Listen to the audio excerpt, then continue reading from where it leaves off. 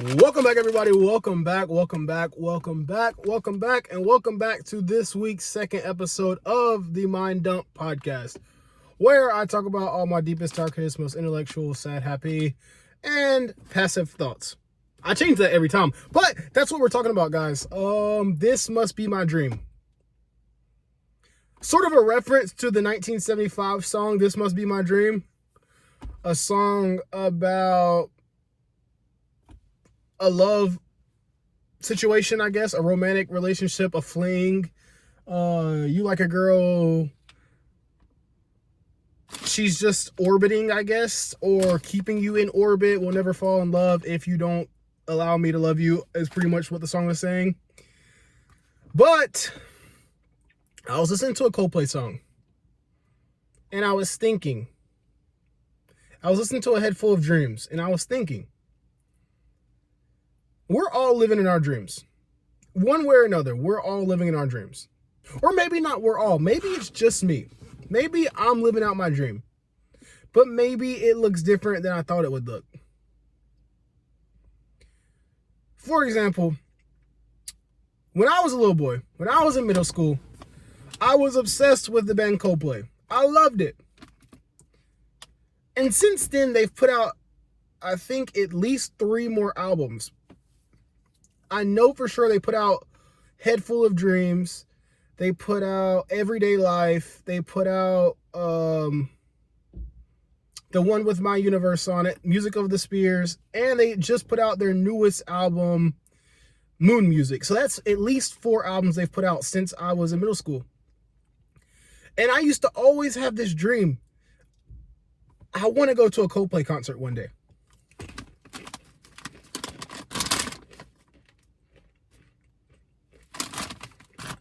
I want to go to a Coldplay concert one day.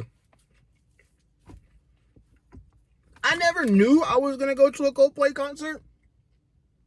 I always wanted to go to a Coldplay concert because as a young boy, I always admired Chris Martin, the musical genius lyricist he is, and his approach to life, how caring, empathetic, sympathetic, compassionate, soft, gentle, and playful his approach to life is. Possibly lacking in masculinity a little bit. But that's okay. You know, we're not the same people. And so I always had this dream, like going to a Coldplay concert. I want to go to a Coldplay concert. I want to go to a J. Cole concert. And since then, I've been to multiple concerts. I've went to J. Cole, Coldplay, Jack Johnson, a few others, Matchbox 20, seen her in concert, seen Ziggy Marley. Who else have I seen? I feel like I've seen one more, and potentially going to go see Tyler, the Creator. I feel like I'm missing someone. I'm definitely missing a concert. Maybe not. Either way, so this must be my dream. If you were to tell me at 12 years old and 6th or 7th grade that I was going to actually go see Coldplay my sophomore summer in college, I would have probably looked at you like you were stupid. Like, no, I'm not. I'm not going to go see Coldplay my sophomore summer in college. That was just a dream to me. Because I knew as a young boy, they never came to the United States. Rarely ever. They're very international. I think they only did about 6 to 10 concerts in the United States when they did come to the United States for their Music of the Spheres tour they're still on.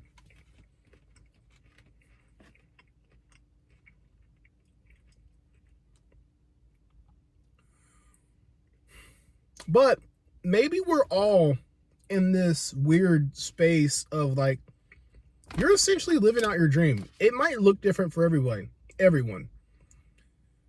It might look like maybe you don't work in your dream profession, but you do that on the side.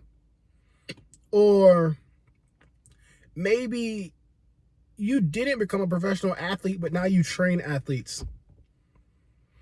Like for me, I want to be a doctor. I've always wanted to be like really smart and really high earning and really successful in life. I've never wanted to be below the best. I've always had this image in my head of me being excellent.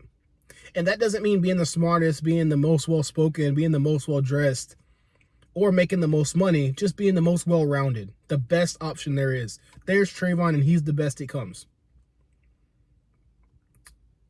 And maybe I'm living that dream and I don't even know.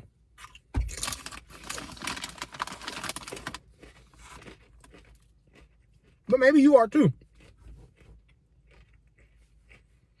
You know, I'm not a doctor yet. I don't drive a sports car yet. I don't have the most money to spend on fashion, and I don't have the most time to focus on fitness like I would love to. Ideally, my dream life consists of a beautiful wife, someone who's smart, loving, compassionate, and spontaneous, a couple of kids, a nice big house, and an expensive car, or a couple of them, where I have enough time to also prioritize my fitness and all my other spontaneous adventures, such as YouTube, that I embark on. Do I know if I'm ever going to receive all of that? I don't know, but I know the dream is alive. And so as long as you have the dream, in some facet, it still exists. It's almost like the biblical version of like adultery. If you think adulterous things with a woman, then the Bible says you have also sinned and committed adultery. Or lustful things. Likewise, if you have a dream of something, you can live in your dream in your own head. Like some people's best reality is not reality at all. It's the reality they can make in their own mind. And that's hard for me to explain, but it makes sense. That sometimes the best reality isn't what you do every day, isn't what you wake up to, it's what you can create, it's what you can think of.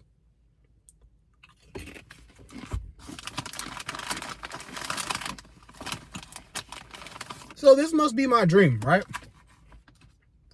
Success, pretty wife, nice kids, nice family, nice house, vacations, and pretty nice cars.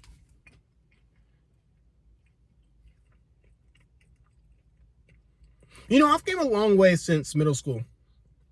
And this isn't to pat myself on the back as much as it is to say you never know where you're going or how long it's going to take.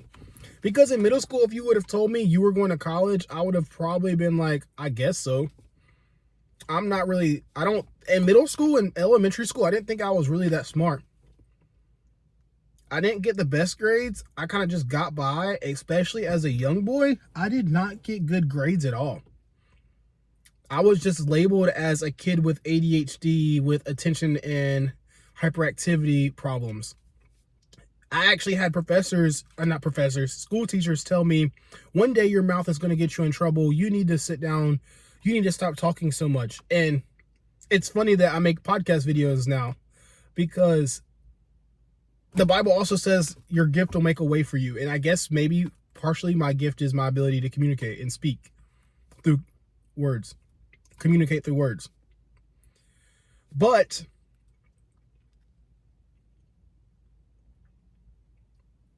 that's me as a young boy. And growing up through high school, I realized I wasn't actually as dumb as I thought I was. I just wasn't focused. I didn't have the support system at a young age to just teach me a lot of vocabulary and a lot of math and reading skills. I didn't necessarily have that. I struggled with that, actually, accompanied by my lack of eyesight at a young age. I didn't really know I needed glasses for like multiple years of school.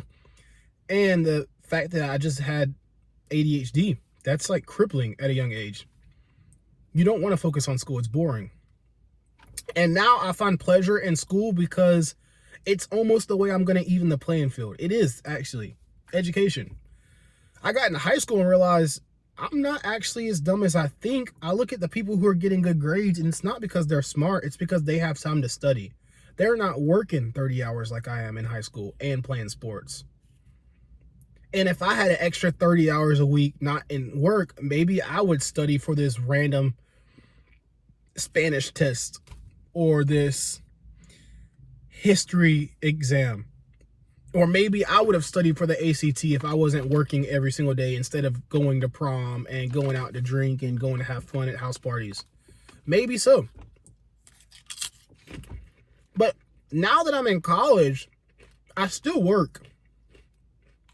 I still have a busy schedule. But it's almost evening the playing field in a way because other people are starting to choose pleasure over success. And do I have the best grades? No. Do I have bad grades? No. But I am persistent. And a lot of people get to college and just realize, oh, in 4 years, I'll get a piece of paper and I don't want to be anything special in life. I just want to get a job in a car. And so they literally do just that. Go to class, go have fun, hardly study, go graduate, get a job in a car, and live miserable lives, I assume. Or maybe they're not. Maybe they're having fun. Not to me, but going to college is helping me become who I want to be. So in a way, I'm living my dream. That this is my dream. Going to college, being successful, it's just the beginning phases of my dream. Going back to the Coldplay reference, I never knew I was going to go to a Coldplay concert, and I would actually like to go back.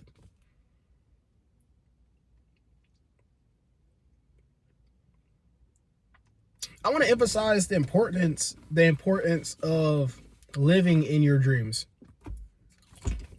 Being proactive in your dreams, being active in your future. A lot of people just go through life and say, oh, I guess so. I guess I'll get there eventually. I don't know what the future holds. Me? I hate that. I hate not knowing the future, but even more than that, I hate not having a course of direction, a plan, or even anything to look forward to in the future. That my life has been so full of chaos and working towards a goal all the time that it's always been my number one goal to just be successful so I don't have to work my entire life. But I guess if you're working towards a goal, or if you're working doing something you enjoy doing, it's not necessarily work, or at least the work is worthwhile.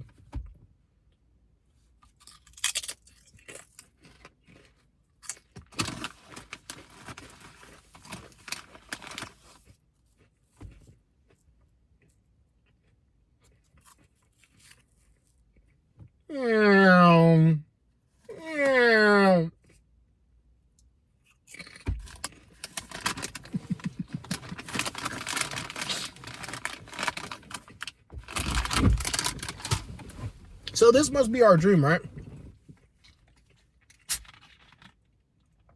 In the song This Must Be Our Dream by the 1975, Matt Healy says, I'm wide awake before I find you. So assuming he goes to sleep and he has her, but when he's wide awake, he can't have her.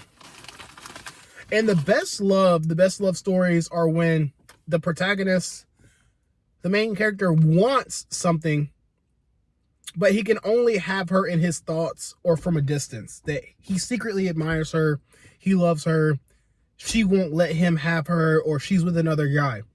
You're always the most in love with someone when you cannot have them.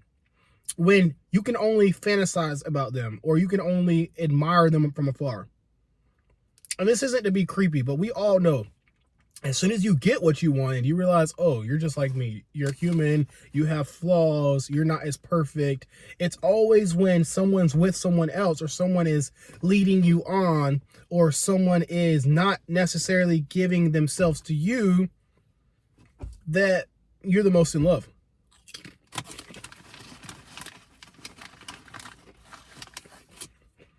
Because distance builds attraction. Unless you never wanted it in the first place.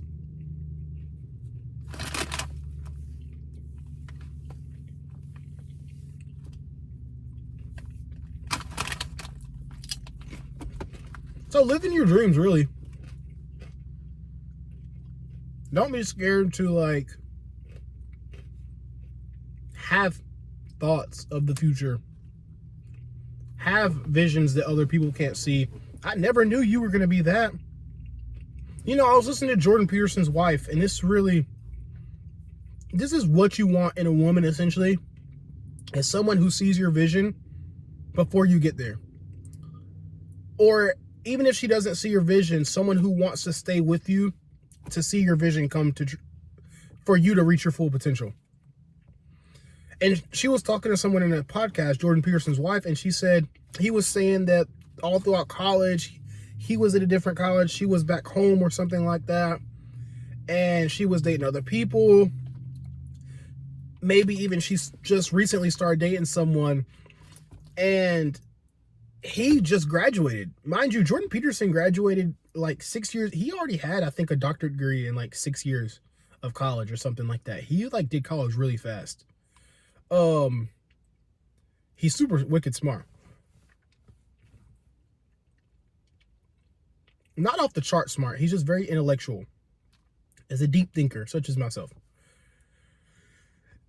And his wife said, his current wife, she was like, she wasn't really, they were childhood friends, and they really never got on like that. They never started dating. And he graduated college, I guess. He already had his PhD, and then she started dating him. But she was planning on dating someone else at the time.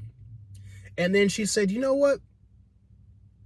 I don't know where you're going, but I want to be with you when you get there. I want to see you at the end.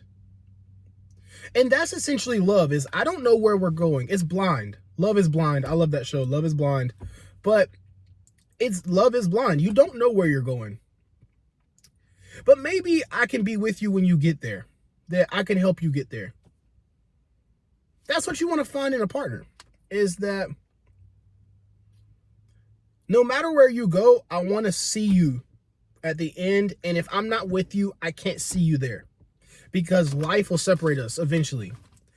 And I'll just be looking at Facebook posts about you having a successful life, that I actually want to be with you when you get there, so I'll stay with you along the ride. It's like watching a movie. You don't know how the movie is going to turn out, but you want to stay with the plot. You want to follow the movie to the end because there might be something great, or maybe it's a big letdown. But that's essentially the love, is that I stayed with you the entire time, even if we came back full circle to 0, or if we went to 100, we stayed together.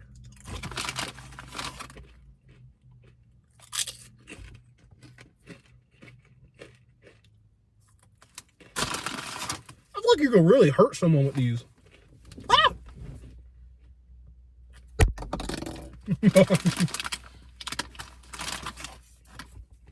Choose your weapon.